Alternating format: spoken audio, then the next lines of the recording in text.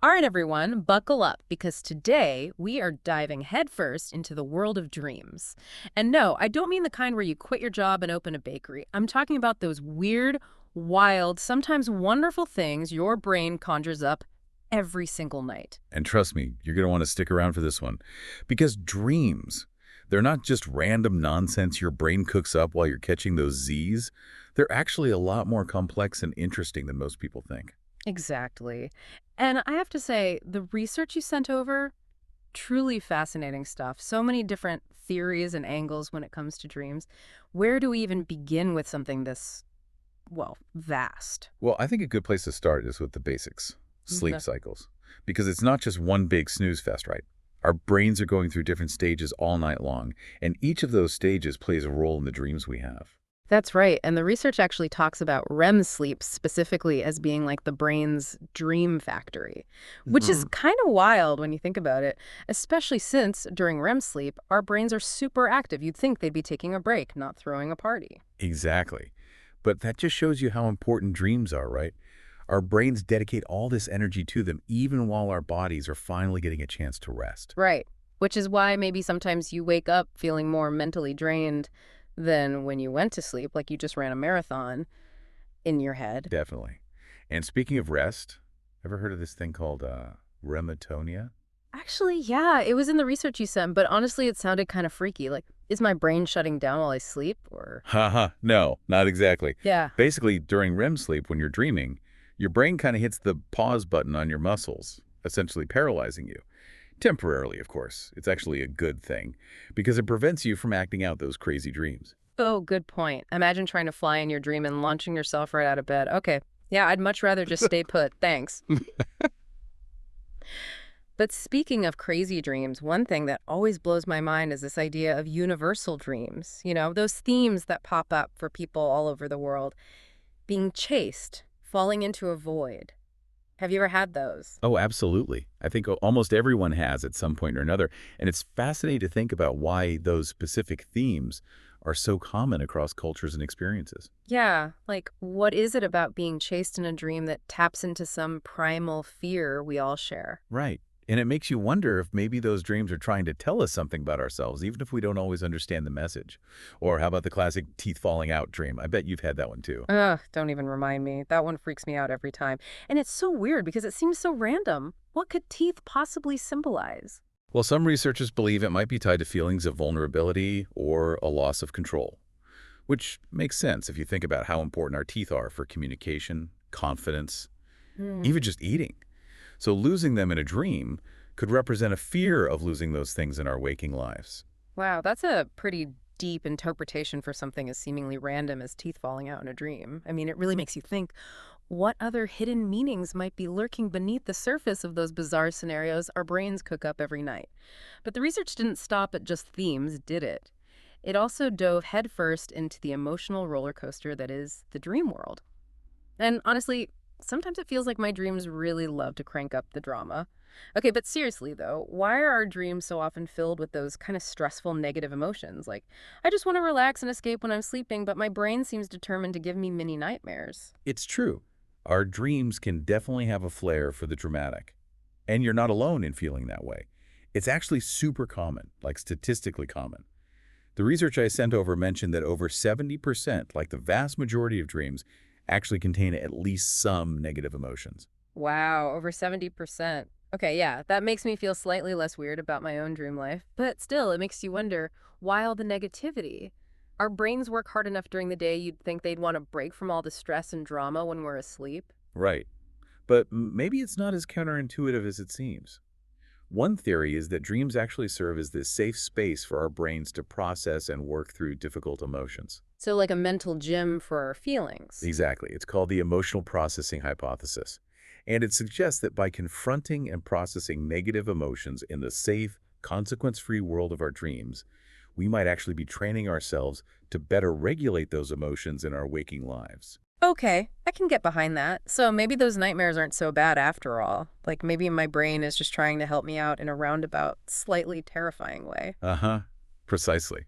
And speaking of taking control of our dreams, there's this whole other level to this dream exploration thing.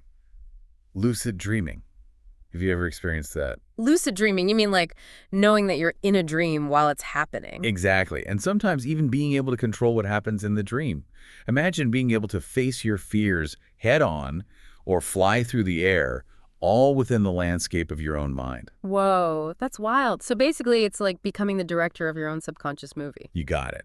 And while it might seem kind of far out, there are actually techniques people use to try and induce lucid dreaming. Seriously, like what? You just tell yourself to have a lucid dream and it happens. Uh-huh. If only it were that easy. But keeping a dream journal is a big one. Just the act of trying to remember and write down your dreams can make you more aware of them.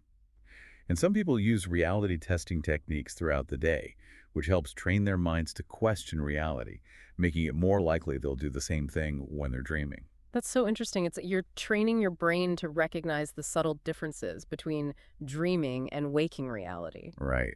And lucid dreaming isn't just about personal exploration. It actually has some pretty huge implications for scientific research, too. Really? How so? Well, think about it. Lucid dreaming gives researchers this incredible opportunity to study consciousness in a whole new light. We can learn about how our minds construct reality, process information, even how creativity works on a deeper level. There are even studies looking into its potential therapeutic benefits. Wow, that's amazing. It's like we can literally use our dreams to better understand our waking lives. But shifting gears for a sec, one of the most mind-blowing things I came across in the research was this idea that dreams could actually help us solve problems, like real-life waking world problems. I know it sounds crazy, right? But there's actually a surprising amount of anecdotal evidence to support this. hmm People attributing major breakthroughs, inventions, even artistic masterpieces to insights they gained while dreaming. Right. The research mentioned Auguste Kekule, this chemist who supposedly discovered the structure of the benzene ring after having a dream about a snake biting its own tail. Exactly. It's a perfect example of how our dreams can sometimes make connections that our logical waking minds just wouldn't think of. So it's like, while we're off in dreamland, our brains are free to make all sorts of wild leaps and connections that might seem totally random in the light of day. But sometimes those random connections lead to something amazing. It really makes you wonder what other hidden talents or insights our brains are hiding from us while we're busy being conscious. But of course, not all dream experiences are quite so positive or productive. Like, the research also touched on some of the more unsettling aspects of the dream world, like sleep paralysis. Have you ever experienced that? Sleep paralysis, yeah, I actually have heard of that one.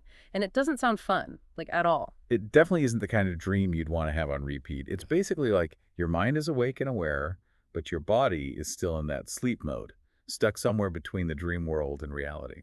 So you're literally paralyzed. Yikes. The research mentioned something about hallucinations, too. Yeah, hallucinations are a common part of the experience, which makes sense because your brain is essentially still in dream mode, even though a part of you knows you're supposed to be awake. But don't worry, it's usually harmless. Just a temporary glitch in that whole REM atonia process we talked about earlier. Okay, that's good to know. It's probably still pretty freaky while it's happening, though, even if you know it's nothing to worry about. I'd probably mistake it for a ghost or something. Speaking of weird sleep stuff, the research also mentioned this thing called REM sleep behavior disorder. That's where people actually act out their dreams, right? That's right. And it can get a little more intense than just like Right. twitching in your sleep. Imagine someone literally acting out a dream of being chased or fighting off an attacker. Not exactly a recipe for a peaceful night's sleep for them or anyone else in the vicinity, I should say. Oh man, that's gotta be scary and dangerous too, especially if they don't realize they're doing it. Exactly. Which is why it's so important to talk to a doctor if you or anyone you know experiences anything like that, because it could be a sign of an underlying sleep disorder that needs attention. But hey, ready for some lighter dream trivia? Lighter is good. Hit me with your best shot. Okay, get this. We actually forget something like 95% of our dreams. Seriously, 95%. No wonder I can barely remember what I dreamt about when I wake up. It's like trying to remember a movie you watched months ago. You might recall a few random scenes, but the rest is just a blur. Exactly. And there are actually some theories about why that is. Like, one thought is that the hippocampus, which plays a huge role in memory consolidation, isn't quite as active during REM sleep as it is when we're awake. So it's like those dream memories just don't get the same kind of processing and storage space as our waking experiences. Makes sense. Although I kind of wish I could hold on to those dreams a little longer sometimes, especially the good ones. Okay, ready for another dream trivia nugget? This one still blows my mind every time I think about it. Apparently, the colors we see in our dreams have actually changed over time. You're not kidding. That's right. It seems that before color television was invented, people were actually way more likely to report dreaming in black and white. Whoa, seriously. Our dreams were literally in black and white. That's wild. So, what did everyone just start dreaming in Technicolor once color TV became a thing? Pretty much. It seems like our dreams might be influenced by our waking lives in ways we don't even realize, which, now that I think about it, kind of makes sense, right? Our dreams are drawing on our experiences, memories, emotions.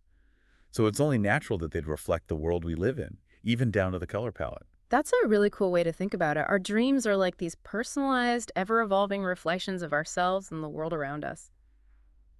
Okay, last one, I promise. What about people who are blind? Do they dream? And if so, what do they see? That's a really great question. And it turns out that, yes, blind people absolutely dream, but their dream experience can be quite different, depending on whether they were born blind or lost their sight later in life. People who are born blind obviously don't have any visual references to draw on in their dreams. But that doesn't mean their dreams are empty. It's actually the opposite. Their dreams are incredibly rich and vivid, but instead of sight, they're filled with a tapestry of sounds, smells, textures, tastes, emotions. All the other senses amplified and heightened. That's incredible. It's like their brains found other ways to create a rich and meaningful dream world, even without the sense of sight. Exactly. And people who lose their sight later in life, well, they often continue to experience visual imagery in their dreams, even though they can no longer see in their waking lives. Wow, that's amazing. Our brains are so incredibly complex and adaptable, and it really underscores how subjective and unique the dream experience truly is. I mean, we've only scratched the surface today, but it's clear that dreams are more than just random images flashing through our minds while we sleep. They're deeply connected to our emotions, memories, fears, desires, everything that makes us who we are. Absolutely. And while we've made some pretty incredible strides in understanding the science of sleep and dreaming, there are still so many unanswered questions. Like, why do we dream? What is the purpose of these nightly journeys into the depths of our subconscious? Are there ways we can tap into the power of dreams to enhance our creativity, boost our problem-solving abilities, maybe even improve our overall well-being? These are the mysteries that continue to fascinate and inspire researchers and maybe even spark your own curiosity about the hidden world of your dreams. Yeah. Well said. And on that note, I want to thank you, the listeners, for joining us on this deep dive into the amazing world of dreams. And remember, the next time you wake up from a particularly vivid dream, instead of brushing it off, take a moment to really think about it. What might your subconscious be trying to tell you? You never know what insights or inspiration you might uncover. Until next time, sweet dreams, everyone.